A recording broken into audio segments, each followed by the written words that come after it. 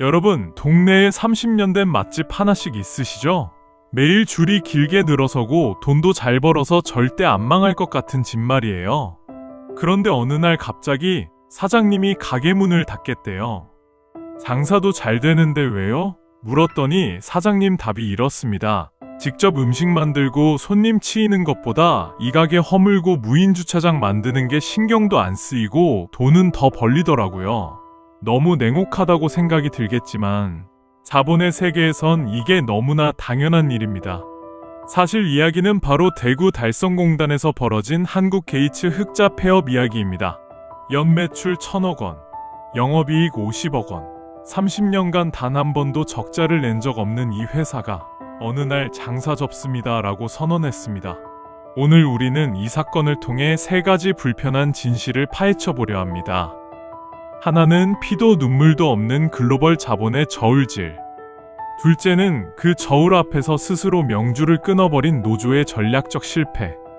그리고 마지막, 그 폐허 위에 쓰러진 6,000명의 보이지 않는 피해자들입니다.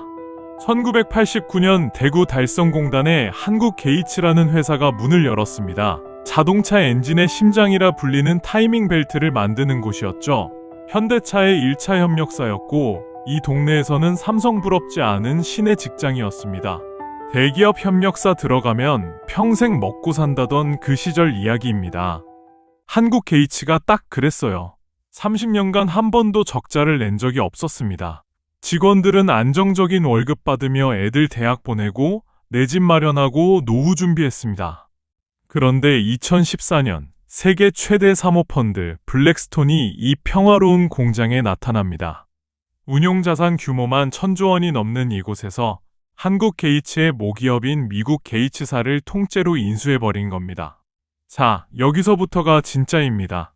사모펀드는 기업을 중고차 딜러처럼 생각합니다. 중고차 딜러가 차를 보는 방식 아시죠? 이 차, 지금 몸값이 2천만 원이네? 근데 여기 흠집 좀 지우고 덜컹거리는 부품 빼버리고 시트 갈면 3천만 원에 팔 수 있겠는데? 부품 하나하나가 소중한 게 아니에요. 재판매 가격만 중요합니다. 블랙스톤이 한국 공장과 중국 공장을 저울질하기 시작합니다. 한국 공장 인건비는 중국의 3배, 생산성은 비슷함, 노조 리스크는 한국이 압도적으로 높음. 저울이 중국 쪽으로 기울 수밖에 없습니다. 다른 인프라 측면을 따져도 중국에서 수익이 25% 이상은 더 날 것이라고 계산이 끝났습니다. 더 섬뜩한 건 타이밍이었어요.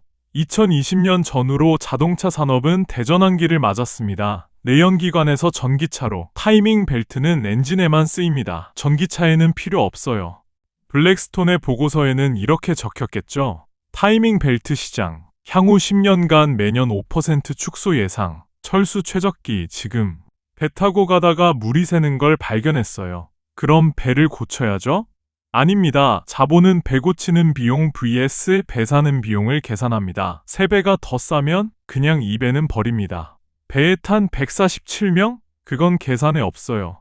한국 공장 폐업합니다. 2020년 6월 26일 날벼락 같은 통보가 카톡 단체방으로 떨어집니다. 147명의 노동자들은 믿을 수가 없었습니다. 우리가 매년 흑자 만들어줬잖아요. 30년 동안 이 기계 돌린 사람이 누군데요? 한 직원은 이렇게 말했습니다. 저는 36살에 늦깎이로 입사했어요. 여기서 결혼하고 애 낳고 집도 샀습니다. 누가 뭐래도 이 회사가 고마웠어요. 그래서 노조 활동도 안 했습니다. 회사에 불평하는 동료들한테 이만한 회사 없다고 말했다가 비아냥도 들었어요. 그런데 이렇게 버려질 줄은 몰랐습니다. 그들은 생각했습니다. 우리가 없으면 이 공장 안 돌아간다. 우리가 진짜 주인이다. 여기서부터 비극이 시작됩니다. 노조는 폐업 철회를 요구하며 강경투쟁에 들어갑니다. 붉은 머리띠를 두르고 천막을 치고 사측과의 대화를 거부했어요. 상급단체에서 활동가들이 몰려왔습니다. 끝까지 싸우면 이긴다. 절대 물러서지 마라. 근데 말이죠. 여기서 우리가 짚고 넘어가야 할 게 있습니다. 노조의 권리는 어디까지일까요? 임금 협상? 당연히 노조 권한입니다. 근로조건 개선? 맞습니다. 부당 해고 저지? 물론이죠. 그런데 회사가 문을 닫겠다는 경영 판단까지 막을 권리가 있을까요? 법적으로는 명확히 없습니다. 회사는 수익성, 산업 전망, 글로벌 전략을 보고 철수를 결정했습니다. 이건 경영권의 영역이에요. 노조가 우리가 흑자냈으니 나갈 권리 없다고 주장하는 건 법 위에 서려는 시도였습니다. 자, 이 시점에서 과거의 거울을 한번 들여다봐야 합니다. 2009년 평택에서 쌍용자동차 노동자 976명이 정리해고 통보를 받았습니다. 그들도 한국 게이츠처럼 외쳤어요. 우리를 해고할 권리가 어디 있어 라면서요.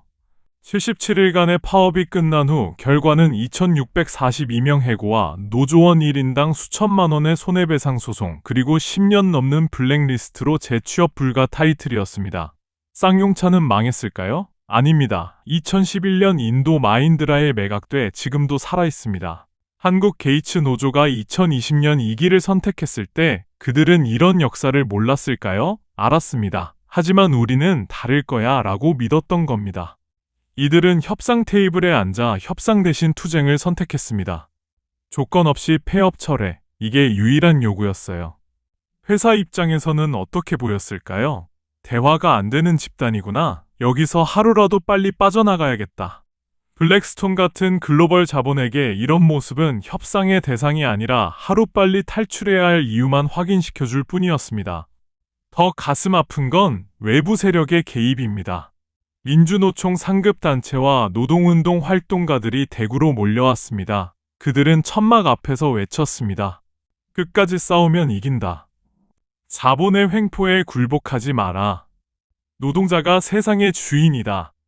말은 멋있습니다. 피도 뜨겁게 만들죠. 근데 냉정하게 봅시다. 그들의 목적이 뭐였을까요? 노동자의 생존? 아닙니다. 투쟁 그 자체였습니다. 이 사람들은 한국 게이츠가 살아남든 망하든 관심 없어요. 그저 투쟁의 상징을 만들고 싶었던 겁니다. 언론에 나오고 집회하고 연대 구호 외치는 것. 그게 목적이었어요.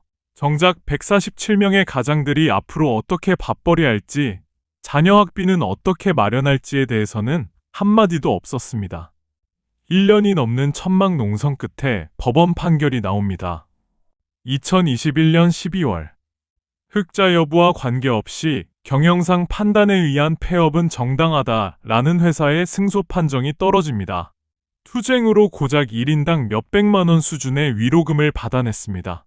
그 대가로 노동자들은 연봉 5천만 원짜리 안정적인 일자리와 경력 단절로 인한 재취업 기회 상실, 그리고 가족의 안정과 미래를 잃었습니다. 정작 투쟁을 부추겼던 외부 활동가들은 어떻게 됐을까요? 공장 문 닫히자마자 짐 싸서 다른 투쟁 사업장으로 떠났습니다.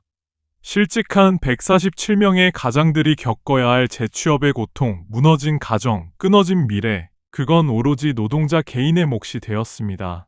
그런데 말입니다. 여기서 끝이 아닙니다. 한국 게이츠와 거래하던 협력업체가 몇 개였을까요? 51개 업체. 여기서 일하는 노동자가 6,000명. 이들은 노조에도 가입 안 돼 있고 언론에도 안 나옵니다. 그냥 조용히 일하던 사람들이에요. 달성공단 2차 협력업체에서 일하던 김상규 씨 가명은 이렇게 말했습니다. 당장 매출 타격도 문제지만 저 정도 규모의 흑자 기업이 하루아침에 문을 닫는다는 게 무섭습니다. 코로나19로 단축 근무하다가 이제 정상 근무하는데 한국 게이츠가 터지면서 공단 전체가 불안해하고 있어요. 실제로 무슨 일이 벌어졌을까요? 한국 게이츠 매출 의존도 70% 이상 되는 18개 협력업체가 도산 위기에 빠지고 일부 업체는 3개월간 임금 체불이 이루어지지 않았습니다. 공단 주변 식당가 매출 40% 급락했고 공장 앞 대박식당 사장님은 이렇게 말했습니다. 20년 장사하면서 게이츠 직원들 밥 해주며 애들 대학 보냈어요. 근데 어느 날 갑자기 손님이 안 오더라고요. 월세는 나가는데 매출은 반토막. 결국 우리도 문 닫았습니다. 달성공단 주변 식당 5곳, 편의점 2곳이 2021년 안에 폐업했습니다. 한 공장의 폐업은 147명의 비극이 아니었습니다. 6,000명의 생계와 한 동네 상권 전체가 함께 무너진 겁니다. 그런데 노조 투쟁 현장에 이들의 목소리는 없었어요. 오로지 147명의 권리만 외쳐졌을 뿐입니다. 자, 여기서부터가 진짜 섬뜩한 얘기입니다. 한국 게이츠 폐업했습니다. 그럼 사라졌을까요? 아닙니다. 공장만 닫았을 뿐 간판은 그대로입니다. 지금 뭘 하고 있냐고요? 중국에서 만든 타이밍 벨트를 수입해서 박스만 한국 게이츠 라벨로 갈아 끼워서 현대차에 납품합니다. 쇼윈도만 있는 가게가 되었습니다. 블랙스톤은 완벽한 승리를 거뒀어요. 껍데기만 남은 제조업이라는 극강의 효율을 달성한 겁니다. 결과적으로 노조의 강경투쟁이 회사를 망하게 한 게 아닙니다. 오히려 회사가 노동자라는 무게를 덜어내고 더 가볍게, 더 많은 돈을 벌 수 있게 도와준 꼴이 됐어요. 한국 게이츠가 있던 달성공단 자리는 폐허가 되었습니다. 공장 부지는 2023년 대성산업이라는 회사가 37억 원에 인수했지만 그들이 147명을 다시 고용할 리 없습니다. 이 폐허가 우리에게 묻습니다. 당신의 노조는 정말로 당신의 일자리를 지켜주고 있습니까? 오늘 우리가 배운 교훈은 뼈에 사무칠 정도로 명확합니다. 첫째, 싸우는 노조가 강한 노조가 아닙니다. 쌍용차는 77일 싸웠지만 2642명 잃었고 한진중공업은 309일 싸웠지만 400명 잃었습니다. 진짜 강한 노조는 머리띠 두르는 노조가 아니라 회사가 이 사람들 없으면 안 된다고 인정하게 만드는 노조입니다. 둘째, 내 밥그릇은 내가 지킵니다. 노조가 지켜주는 건 노조원의 단결권이지 당신 개인의 일자리가 아닙니다. 노동자의 진짜 편은 본인의 대체 불가능한 실력뿐입니다. 셋째, 보이지 않는 피해자를 기억하세요. 147명의 투쟁 뒤에 6,000명이 조용히 무너졌습니다. 연대는 중요하지만 연대가 또 다른 약자를 짓밟는 도구가 되어선 안 됩니다. 여러분, 2026년 대한민국은 지금 이 순간에도 수많은 한국 게이츠를 양산하고 있습니다. AI가 사무직을 대체하고 전기차가 내연기관을 몰아내고 글로벌 자본이 언제든 짐 싸서 떠날 준비를 하고 있습니다. 이 냉혹한 현실에서 우리 없으면 안 돌아간다는 자만이나 무조건 뭉쳐서 소리 지르면 된다는 낡은 믿음은 가장 먼저 당신의 밥그릇을 걷어차는 부메랑이 될 겁니다. 한국 게이츠의 폐허는 우리에게 외칩니다. 싸우고 싶으면 머리로 싸워라. 지키고 싶으면 스스로를 지킬 힘을 먼저 길러라. 여러분 생각은 어떠신가요? 노조의 강경투쟁, 정당한 권리 행사였을까요? 아니면 6,000명을 함께 수렁으로 끌고 간 자충수였을까요? 댓글로 의견 남겨주세요. 영상이 유익하셨다면 구독과 좋아요 부탁드립니다.